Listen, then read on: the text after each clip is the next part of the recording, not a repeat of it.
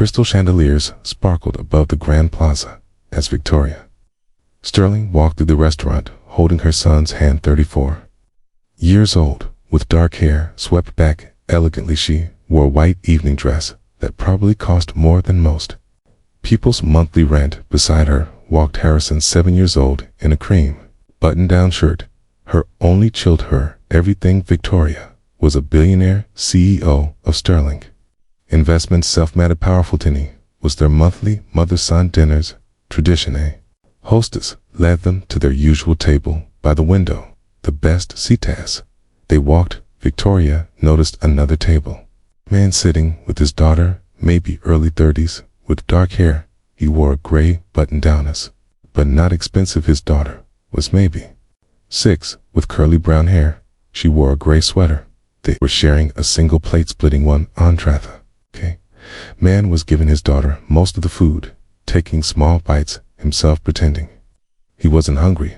Victoria recognized that look. She'd seen it before in the mirror years ago. Before she built her empire when she was a single mother, working 3 jobs, splitting meals with Harrison, pretending she was full so he could eat. Victoria sat down with Harrison, ordered their usual appetizers, interest, but she couldn't stop watching the other table.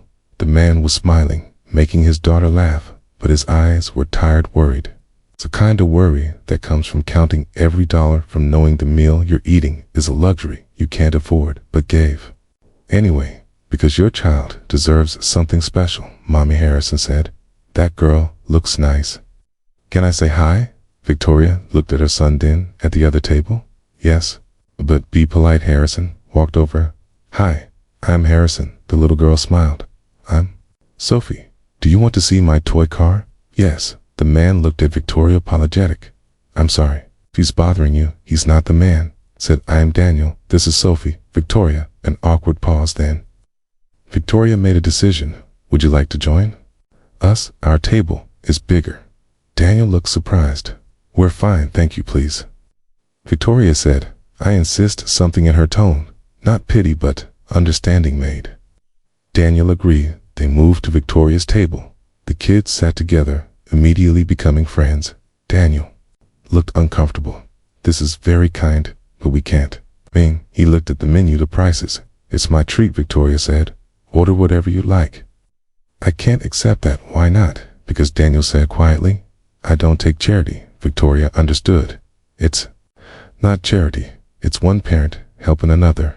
I've been where you are.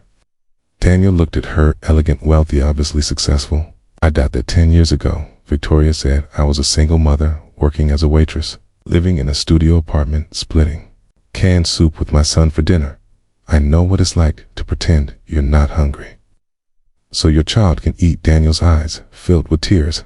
How did you know? Because I saw you giving Sophie most of the food, taking tiny bites, acting like you were full. I did the same thing. For years over dinner, they talked. Daniel was a graphic designer. Freelance work was slow. His wife had left 2 years ago. Said she couldn't handle the struggle. Left him with Sophie, full custody. I'm trying, Daniel said. But it's hard. Childcare, rent, everything. Tonight was Sophie's birthday treat. She wanted to eat somewhere fancy just once, so I saved for 3 months. Victoria felt her heart break. What he designed?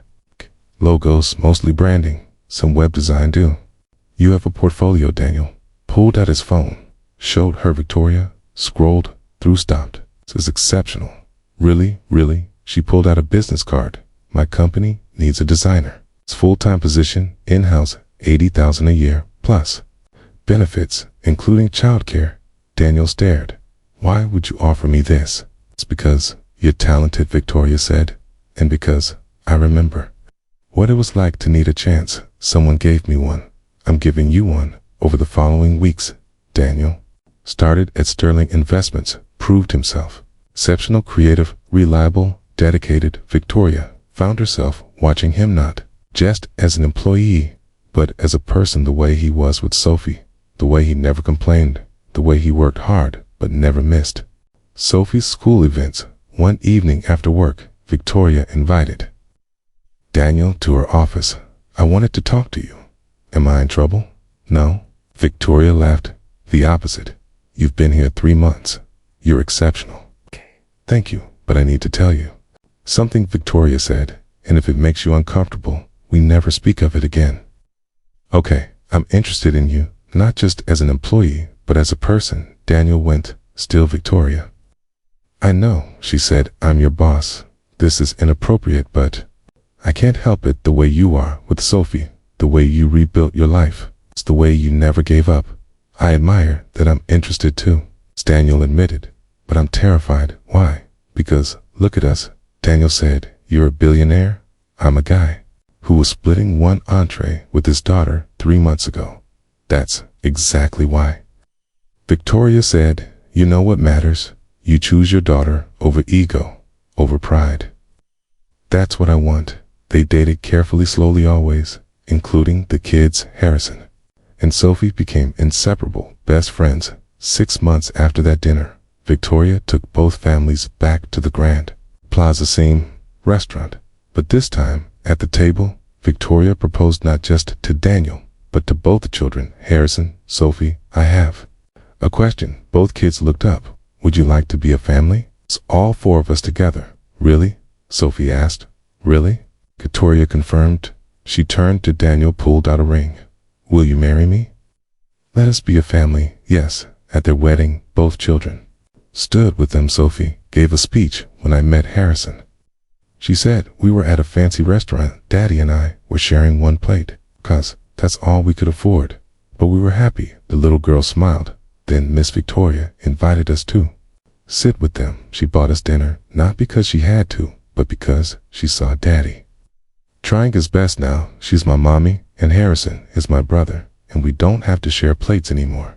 We still do sometimes, because it reminds us where we came from. Victoria stood crying.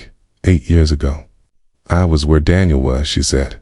Single mother, struggling, splitting meals with my son. Someone gave me a chance. A woman hired me at her company, paid me more than I deserved, said, I'm investing in you. That changed everything. She looked at her family. When I saw Daniel giving Sophie most of his food, I saw myself. I saw a parent doing whatever it takes. That's character that deserves support, not judgment. Daniel spoke 3 months ago. I took Sophie to dinner, he said, for her birthday. I'd saved 4 months. We ordered one plate to share. I gave her most of the food, pretended I was full. His voice broke. I thought no one noticed. But Victoria saw. She didn't judge. She didn't pity. She understood, because she'd been there. She offered me a job. Not charity, but opportunity. That night changed our lives. Harrison studied, now 8 years old. When I was little, he said, Mommy, and I didn't have money. We shared food. Mommy always gave me more. Said she wasn't hungry, but I knew she was hungry. She was just being a good mommy. The boy looked at Sophie. Sophie's daddy did the same thing.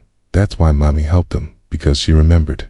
Now we're all a family, and nobody has to pretend they're not hungry anymore. Years later, Victoria established the Second Chance Employment Program, hiring single parents, paying them fairly, providing childcare. I was given a chance, Victoria would say, at company events. When I was splitting canned soup with my son, someone invested in me. This program does the same for others. Daniel ran the program, interviewed candidates, hired 50 people the first year, all single parents, struggling, all deserving. When people asked about the program, Victoria would say, I saw a man splitting one plate with his daughter. Remembered when that was me. Daniel would add, she didn't offer pity.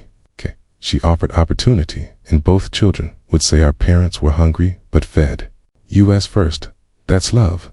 Now we're a family because someone remembered what struggle looks like and chose to help. If this story touched your heart, please like and share it with someone who believes in lifting others up. Subscribe for more stories about remembering where you came from and helping others rise. Comment and tell us about a time when someone gave you opportunity when you needed it most. Your story might inspire someone to extend a hand today.